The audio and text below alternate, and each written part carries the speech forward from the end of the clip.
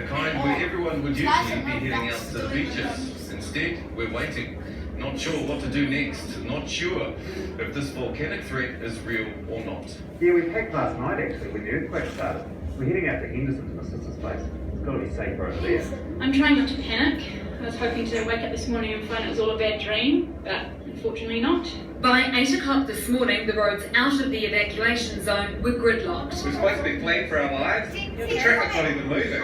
Despite instructions from civil defence authorities, many people from outside the evacuation zone joined the exodus, increasing congestion. We're asking residents outside the red zone to stay in their homes until further notice. Soldiers from Papakura military camp joined forces with civil defence staff and police, going door to door, making sure no one had been left behind.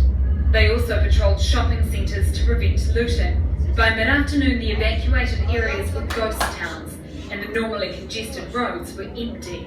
Throughout the afternoon, the earthquakes that set off the evacuation gradually became less frequent. But tonight, the city is still on level 3 alert. Well, joining me now in the studio from Auckland University is Dr. Simon Barker. Doctor, can you tell us the earthquakes have become less frequent this afternoon? Does that mean the threat is receding?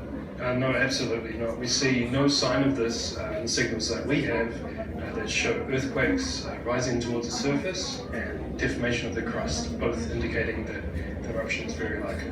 So you don't believe the authorities have overreacted yet? No, not at all.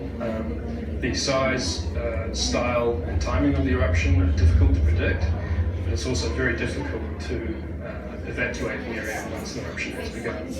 So evacuation, due time and due course, is very sensible.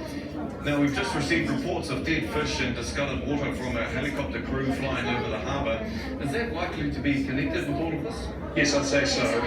It probably means that the magma of the molten rock is very close to the surface and an eruption is actually on. So assuming there is an eruption, what are we likely to see? Well, the very first phases of the eruption typically generate